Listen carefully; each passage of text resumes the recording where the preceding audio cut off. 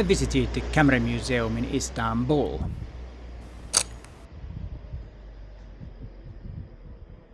Hi, it's Peter here, and let's get right into the business.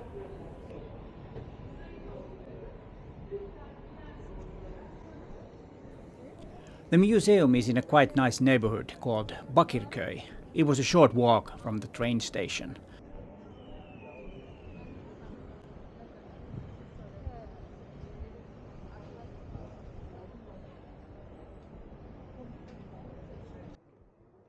It is a private museum founded by Hilmi Nakipoglu, who started collecting cameras in the 70s. The museum has 900 cameras and the oldest one is from 1896.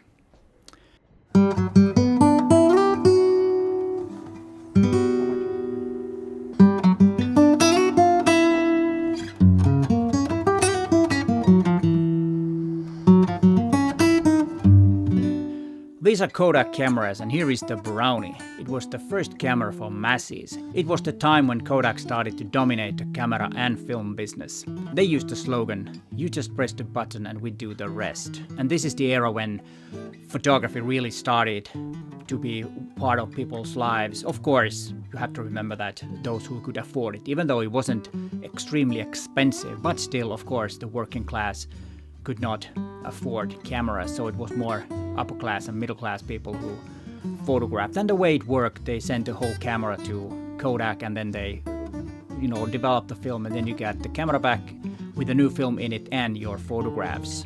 So it wasn't as fast as it is today.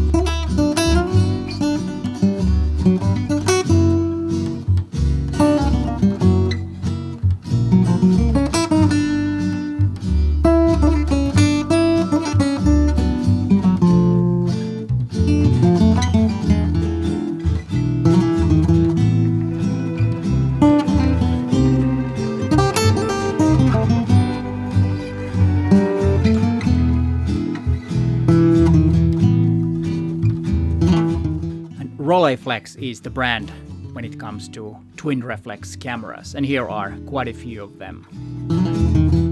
Stereo cameras were quite popular in 1890s. They were viewed with a special viewer, and you probably remember Viewmaster.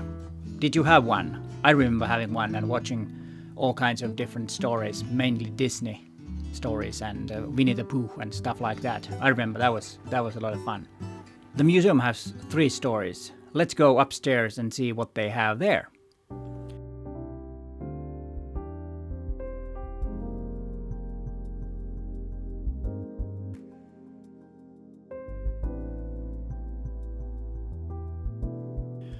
These are Mamiya cameras, and there is also a Pentax 67 in the middle. That's a huge, kind of like SLR type camera. I was tempted to get one back in the day, but I decided to go with the Mamiya RB67 for 2 reasons.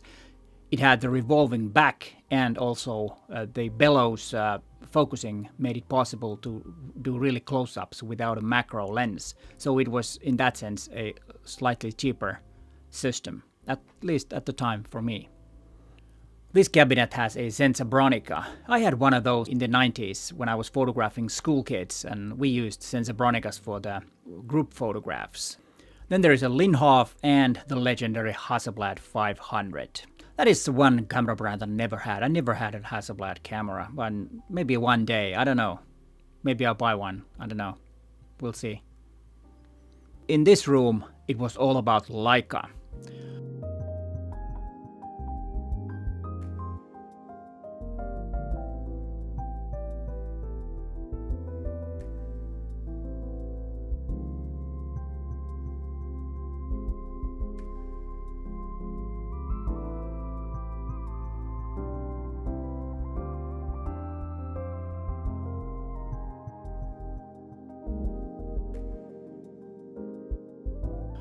Look at this bag. Pretty handy custom bag for Leica and some lenses to go with it. And there is also a place for filters. Those were very, and still are, very important if you do film photography. If you are photographing black and white film, you should learn about filters. If you haven't, do it.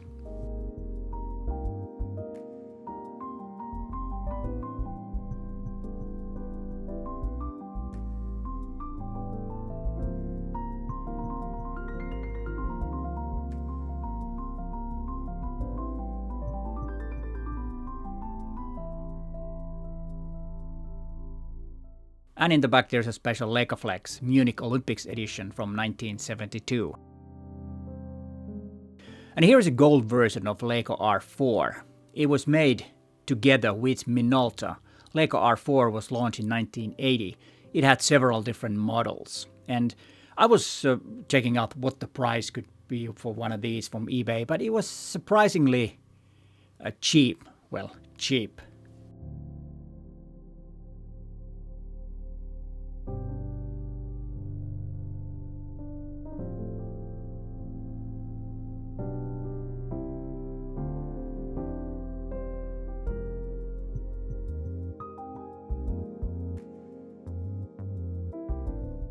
And look at this Contax bag. It's quite similar to the one that we saw earlier that was for Leica cameras. Yeah, Contax is a camera brand that would be great to have back. I remember I think it was Contax T2 that was a small compact camera.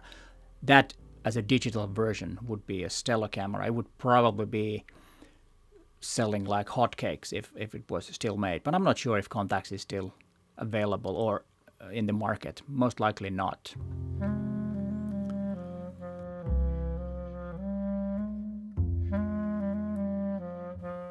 And here, this is a camera that I got when I was 7 years old. I got it for my birthday. And this is the camera that I started my photography hobby, which I later ruined when I became a professional photographer. And now I'm trying to pick it up again as a hobby.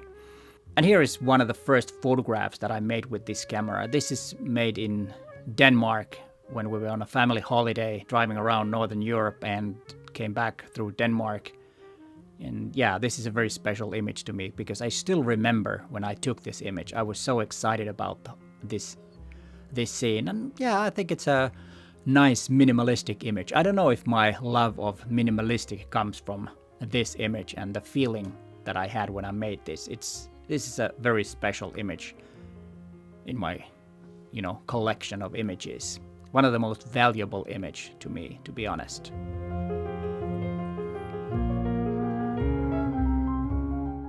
The bottom floor had mostly old studio and darkroom equipment. Pretty neat to look at this old stuff. It's something really interesting to see because this is, something that most people do not have anymore because we don't need them. I've spent my share in the darkroom, so I don't really miss that. I prefer Lightroom and making digital images. It's much more convenient, and still the process of making the actual image is the same when you're clicking the shutter. That hasn't changed. Of course, the post-production is a little bit different, and I can understand that some people want to try this. And if you have never been in a darkroom, if you have a chance, do that. How many of you have developed your own films? Did you do black and white, or did you even do color? I mainly did black and white, but I know how to develop color because that was part of the education. We had to know the drill how to do or develop color films, and that was a lot more precise with the temperature. And black and white is a lot easier because you can kind of screw it up in the development stage, and then you can still make decent prints. But with film, color film, no, you have to be very precise. If you're ever going to Istanbul, I think this museum is worth visiting because there are lots and lots of cameras, and if you've been photographing for a long time, most likely you find your old cameras, or but same type of cameras that you have been using. I found, I think, 3 of them. And here is some camera peep from Vienna if you want to watch that. There's some newer cameras there. But hey, thanks for watching, and bye for now.